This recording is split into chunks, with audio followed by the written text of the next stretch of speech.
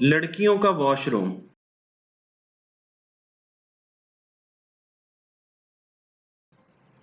ایک بار میں Dubai metro میں واقع واش روم کے ٹوائلٹ سے باہر نکلا تو وہاں 4 مختلف ممالک کی لڑکیاں کھڑی میک اپ ٹھیک کر رہی تھیں۔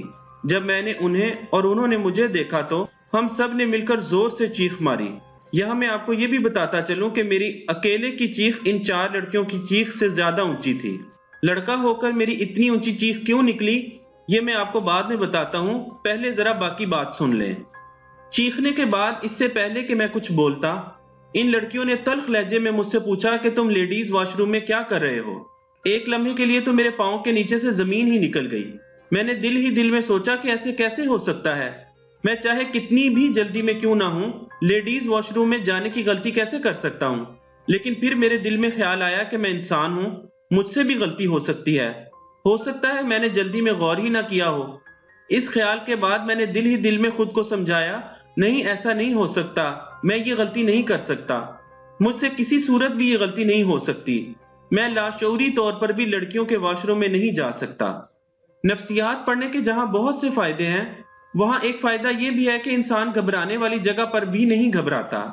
میں نے فوراً خود کو سنبھالا اور جتنی طاقت سے انہوں نے مجھ سے پوچھا تھا اتنی ہی طاقت سے میں نے انہیں کہا کہ مجھ سے سوال کرنے کی بجائے تم لوگ مجھے یہ بتاؤ کہ تم لوگ جینٹس واش روم میں کیا کر رہی ہو۔ میرے اس سوال پر ہم سارے واش روم سے باہر نکل آئے تاکہ چیک کر سکیں کہ آیا وہ لیڈیز واش روم ہے یا جینٹس۔ اگر آپ کبھی دبئی آئے ہوں تو آپ کو اندازہ ہوگا کہ دبئی میں ہر میٹرو یعنی ٹرین سٹیشن کے اندر ایک پولیس سٹیشن بھی ہوتا ہے۔ واش روم سے باہر نکلنے تک ہماری چیخیں سن کر پولیس بھی فوراً واش روم کے دروازے پر آ گئی کہ مسئلہ کیا ہے۔ میری قسمت اچھی تھی، وہ لیڈیز نہیں بلکہ جینٹس واش روم تھا۔ غلطی مجھ سے نہیں لڑکیوں سے ہوئی تھی۔ غصے سے بھری لڑکیاں اپنی شرمندگی کو دور کرنے کے لیے ہنسنے لگیں اور سب نے مل کر مجھ سے معافی مانگی۔ پولیس والے جو وہاں کھڑے حیرت سے یہ سب دیکھ رہے تھے، ان کو بھی لڑکیوں نے خود ہی بتایا کہ مسئلہ کیا ہوا تھا۔ جب پولیس والوں نے سارا ماجرا لڑکیوں کے منہ سے سنا تو ان کا غصہ بھی فوراً ٹھنڈا ہو گیا اور وہ شو مسخرہ یعنی کیا مذاق ہے کہتے ہنستے ہوئے واپس چلے گئے۔ ان کے ہنستے ہوئے واپس جانے پر مجھے سخت افسوس ہوا۔ میں نے دل میں کہا کہ یہ مذاق نہیں تھا۔ فرض کریں اگر مجھ سے یہ غلطی ہوئی ہوتی، یعنی اگر میں غلطی سے لیڈیز واش روم میں چلا گیا ہوتا تو کیا پولیس مجھے میری غلطی پر ہنس کر چھوڑ دیتی؟ کبھی بھی نہیں، کیونکہ وہ مجھے میرے جینڈر اور پاسپورٹ کی بنیاد پر جج کرتی۔ میں چاہے کتنی ہی ان کی منتیں کر لیتا، معافیاں مانگ لیتا، سب مل کر مجھے کبھی معاف نہ کرتے۔ کچھ لوگوں کا خیال ہے کہ میں خواتین کے حق میں لکھتا ہوں، مگر میں اپنے بارے میں یہ نہیں سمجھتا، کیونکہ میں حق کے بارے میں لکھتا ہوں۔ اب وہ حق عورتوں کے حصے کا ہو یا مردوں کے حصے کا، مجھے جینڈر سے نہیں صرف حق لکھنے سے دلچسپی ہے۔ میں یورپ ماڈل کو نہیں بلکہ مدینہ ماڈل کو مانتا ہوں، جہاں معافی یا انصاف جینڈر دیکھ کر نہیں دیا جاتا۔ مجرم مرد ہو یا عورت، کالا ہو یا گورا، اس کے پاسپورٹ کا رنگ سبز ہو یا نیلا، اس سے کوئی فرق نہیں پڑتا۔ اب آتے ہیں میری چیخ کی طرف، جس کے بارے میں نے آپ کو پہلے کہا تھا کہ میں اس کے بارے میں آپ کو بعد میں بتاؤں گا۔ میری لڑکیوں سے زیادہ اونچی چیخ کیوں نکلی؟ جبکہ لڑکیوں نے تو مجھے دیکھ کر اس لیے چیخ ماری تھی کہ میں ایک مرد ہوں اور انہیں ایک مرد سے اپنی عزت خراب ہونے کا خطرہ ہو سکتا تھا۔ مگر میری چیخ صرف ایک چیخ نہیں بلکہ پورا ماتم تھی، اور اس ماتم کی وجہ یہ تھی کہ عزت صرف عورتوں کی ہی نہیں مردوں کی بھی ہوتی ہے۔ چونکہ میں ایک عزت دار انسان ہوں اور عزت دار انسان کا سب سے بڑا خوف بدنامی کا خوف ہوتا ہے۔ وہ نہیں چاہتا کہ اس کی عزت خراب ہو۔ خود ہی سوچیں کہ جو شخص معاشرے میں باعزت ہو وہ خود کو بے عزت ہوتا ہوا کیسے دیکھ سکتا ہے؟ فرض کریں جو لڑکوں کے واش روم میں گھسنے کی غلطی لڑکیوں سے ہوئی تھی، اگر وہ غلطی مجھ سے ہوئی ہوتی، میں غلطی سے لیڈیز واش روم میں چلا جاتا تو کیا مجھے وہ لڑکیاں یا پولیس مسکرا کر معاف کر دیتی؟ چلے مان لیا مجھے معافی مل بھی جاتی، تو جب یہ خبر پریس میں جاتی تو کیا ہوتا؟ یہاں دبئی کے سب سے مشہور اخبار کی خبر چھاپنے کا طریقہ عجیب تعصب سے بھرا ہے۔ مثال کے طور پر یہ خبر ایسے بناتے ہیں کہ ایک پاکستانی بینک مینیجر لڑکا ایک فلپائنی لڑکی کے ساتھ کار میں کچھ نازیبا حرکتیں کرتے ہوئے پکڑا گیا۔ ایک انڈین انجینئر لڑکا ایک رشین لڑکی کے گھر زبردستی گھسنے کی کوشش کرتے ہوئے گرفتار ہو گیا۔ ایک بنگلہ دیشی کلینر لڑکا پارک میں ایک سری لنکن لڑکی کو چھیڑتے ہوئے پکڑا گیا۔ خبریں بنانے والے اتنے بڑے اخبار کو بیچنے کے لیے اس میں بڑی بڑی تعصب سے بھری ہیڈ لائنز بناتے ہیں کہ خدا کی پناہ۔ اوپر سے افسوس کی بات یہ ہے کہ پورا ملک بغیر سوچے سمجھے خبر پڑھتے ہوئے پاکستانی، انڈین یا بنگلہ دیشی مردوں کو برا کہنے اور سمجھنے لگتا ہے، जबकि मुजरिम तो किसी भी मुल्क का हो सकता है। अगर ये चाहें तो खबरें ऐसे भी बन सकती हैं कि एक मुजरिम जुर्म करने की कोशिश में पकड़ा गया, मगर इस तरह की खबर में मसाला नहीं होता तो ये बिकती भी नहीं है।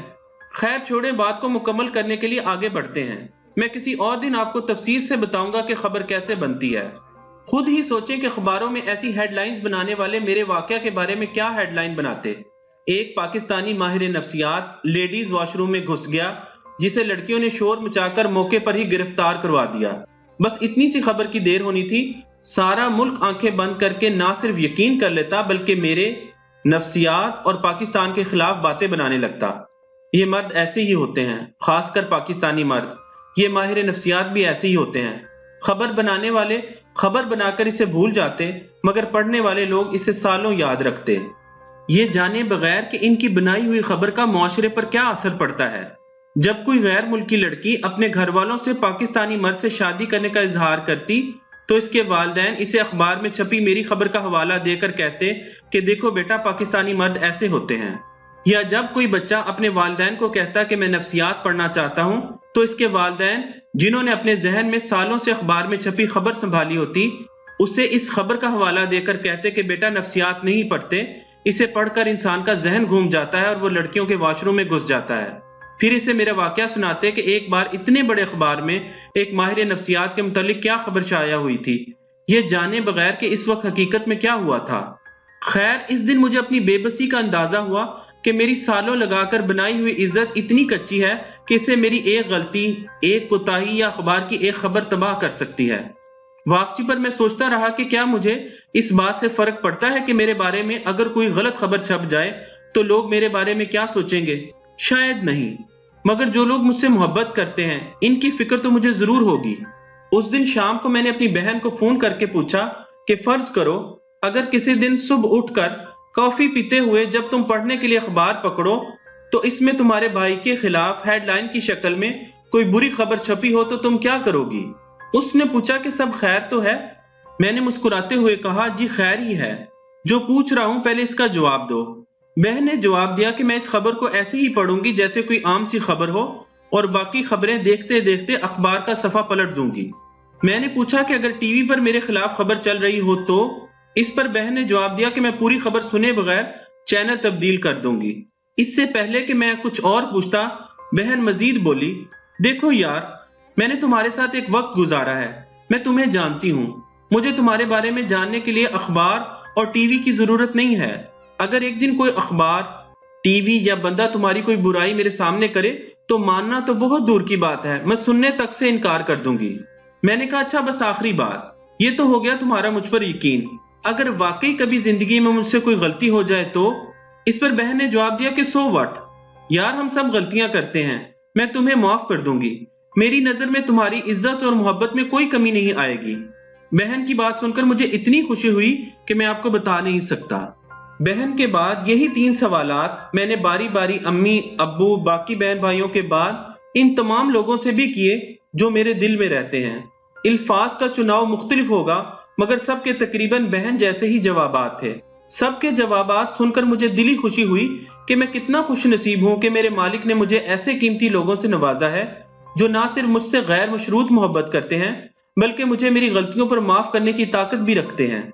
उस रात इस बात पर जब मैंने सजदा शुक्र किया तो सारा जाए नमाज मेरे आंसुओं से भीग गया।